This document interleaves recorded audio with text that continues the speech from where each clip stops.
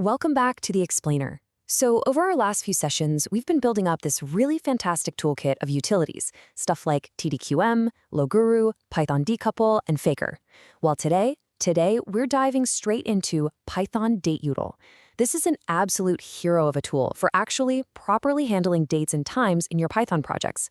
Let's get into it. Let's start with a problem we've all literally run face first into. Why is calculating something as seemingly simple as, say, 3 months from today so notoriously complicated? I mean, you try to just add a few months to a date, and out of nowhere, leap years and weird month lengths just completely break your code. And that brings us to the core issue. You've got Python's standard datetime module, which is, perfectly fine for your basic everyday tasks. But then you have python-dateutil. This thing is purpose-built for the real-world chaos of messy data and really complex math. We've got to confront the genuine limits of built-in datetime when it goes head-to-head with real-world inconsistency. So here is our roadmap for today.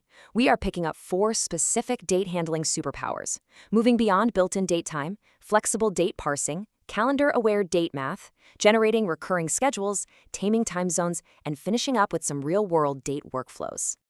All right, part 1, beyond built-in datetime. Let's talk about addressing the actual limitations of our standard tools.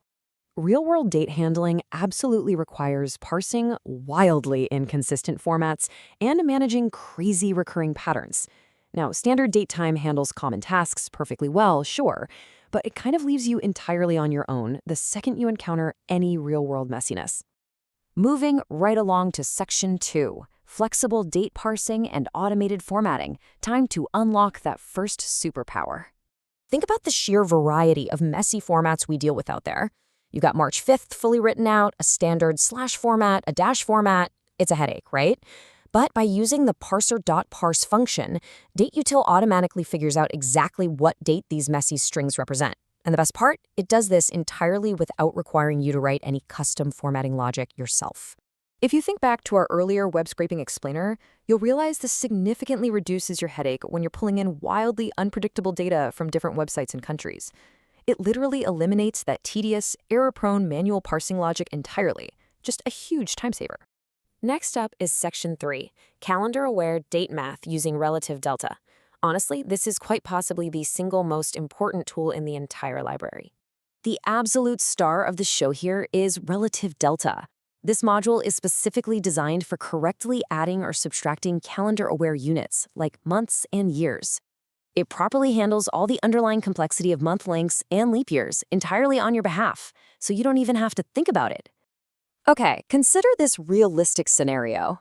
What exact date falls exactly 6 months after a given course enrollment date? Thinking back to those forecasting scenarios we thoroughly discussed in our profit explainer, how would you genuinely solve this? You'd probably end up manually hard-coding the days and just crossing your fingers that you don't hit a leap year, right? Well, the answer is relativedelta. You simply pass in months equals 6, and it just reliably executes the math. It navigates leap years seamlessly, it adjusts for those varying month lengths, and it can even return the exact difference between 2 dates in clear, human-readable years, months, and days. No more trying to decipher a raw total of days. Let's equip our third superpower in section 4, generating recurring schedules using our rule. This is all about automating the future. By combining the rule function with a frequency constant like monthly, you can effortlessly generate an entire complete sequence of recurring dates. So if you want to perfectly hit the very first Monday of every single month, done. Easy. This maps perfectly to the kind of logic you need for recurring automation. It actually connects right back to our celery beat task scheduling explainer, proving exactly how vital this library is for creating complete sequences for task queues. For our 4th superpower, we arrive at section 5, taming time zones using the ZTs module. We absolutely have to address this notoriously tricky challenge. Utilizing the UTZ module is just absolutely essential for applications with genuine international reach. Dealing with a raw local time output is confusing and incredibly prone to errors. But by safely converting a UK time directly to an India time using UTZ, say for a global edtech platform like Uplatz, you ensure that users all over the world see perfectly accurate times no matter where they are. All right, let's bring all these pieces together in our final section, real-world date workflows. We're going to tie it all together to see how this functions in high-level, professional environments. Recall our pandas explainer for a second. Pandas actually relies directly on python-dateutil for a considerable portion of its own parsing functionality behind the scenes. Yeah, when you call pd.toDatetime, the dateutil parser is very often the underlying engine doing all the heavy lifting.